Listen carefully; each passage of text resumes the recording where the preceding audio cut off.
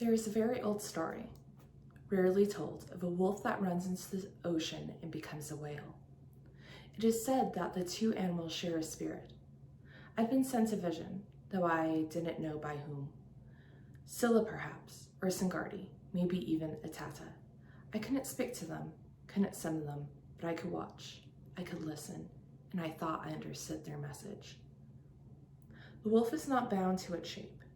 It can change form at will, transforming to a whale when it must swim in the sea. Seeing the whale, no one would ever suspect it had once been a wolf. Hi, I'm Rayberg. I wanted to share this really unique, fun book with you called The Wolf and the Whale by, I'm so sorry, I'm probably going to pronounce every single name wrong. I'm really bad at names, but I believe her name is Jordanna Max Brodsky. This is a winter book. Personally, I don't have a problem reading books in the summer, whether it's winter or summer or whatever. I know a lot of people do actually like to read winter books in winter, spring books in spring, and so forth. So this might be something you might want to wait a couple months to read. I actually read it last month, so in May, and it snowed here in Colorado. So it kind of worked out for me, but I do understand that some people do like to read it more in the actual season. There are aspects of summer in this book, but because they are in Upper Canada, Iceland, and Greenland, it's still kind of snowy and icy when she even talks about spring. So I do want to give a warning that this book does have a rape scene in it.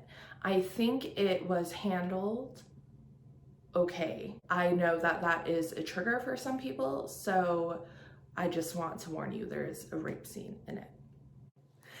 This story is about Omet.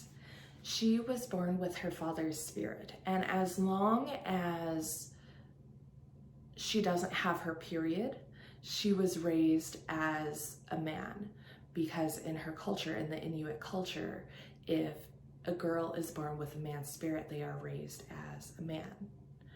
And so she was training through her grandfather how to be a shaman, which is only a man's occupation. And she's able to go into these trances and speak to the spirits and the gods of the Inuit. Her guiding spirit is Singardi, the wolf. So she's able to run around as a wolf or even transform into a raven and fly to the moon. Another family comes into her group. Her group is very small and tight-knit. And at first this is a celebration that they have another group, another family. But this group does not see her as a man, they see her as a female. And through certain events, they travel and encounter a Viking clan. And that's when things kind of start heating up.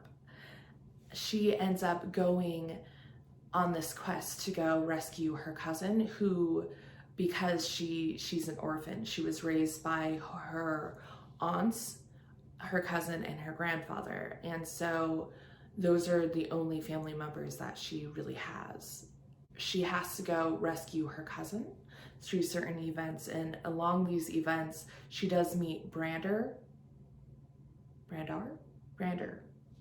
think. And he is a Viking, and they have a very incredible story that I think you need to read because it's very, very fun.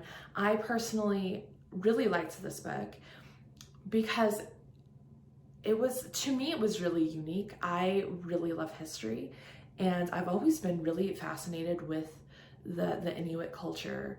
And I also really love Vikings. And so it tied both of those together, and it's just absolutely fabulous.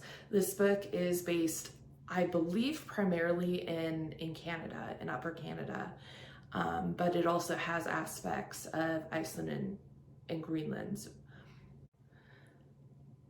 The beginning, just to let you know, is slightly slow. I can see how people would think it's slow, but it's a lot of world building to show how she grew up and how her culture operates. And so I can see how maybe some people would consider that slow and kind of boring. I mean, personally, I think it's fascinating because it really shows her world and what she grew up in and how she grew up. And so I personally did not have a problem with it, but just letting you know, it does kind of begin slow. It's a lot of hunting and killing animals and her just discovering her powers. But once the other family does come into play, that's when things really start moving along in the book.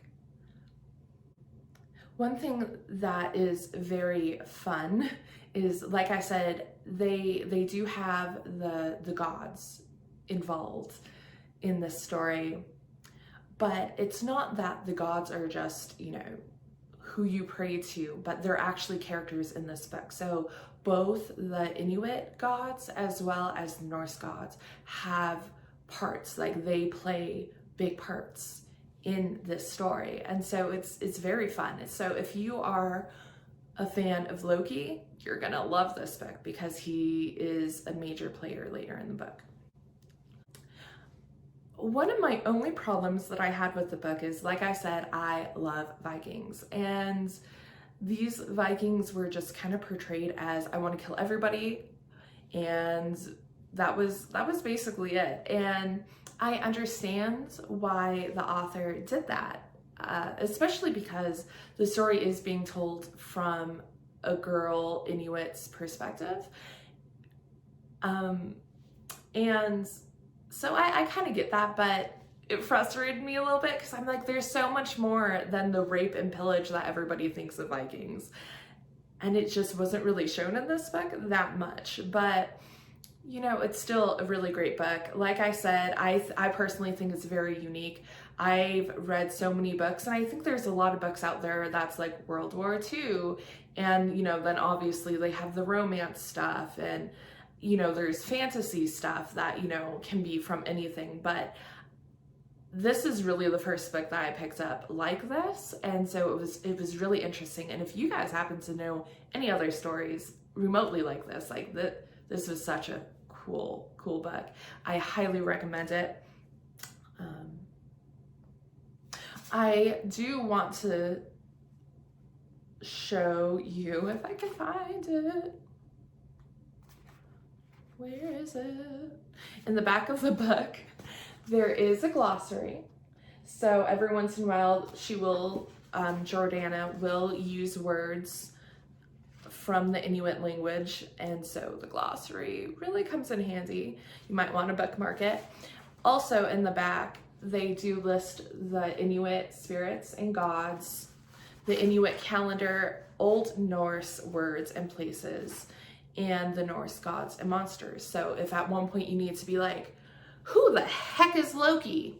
You can be like, oh, it's in the back of the book. And look, and oh, Loki. Loki is a trickster, shapeshifter who was born a Jotun but lives with a seer. Fun.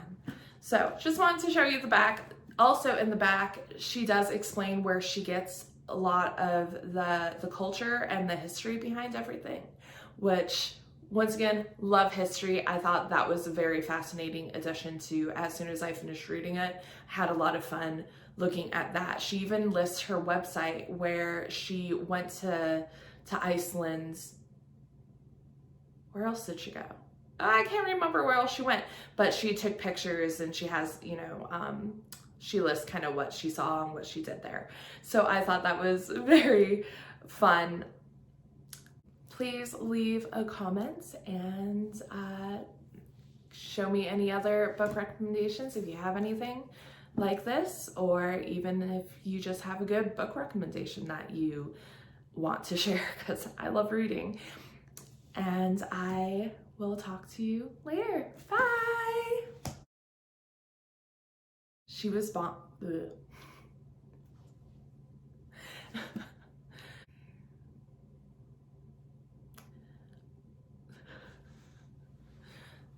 I'm not doing well. Anyways, and her clan is very tight-knit, very small, because they're far away from all of the other tribes. Oh, no. I'm not explaining this correctly at all. Yeah. Yep.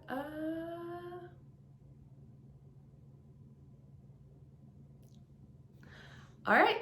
I will let you go. No, okay. There's my clicker. Bye. Nope, didn't work. Click.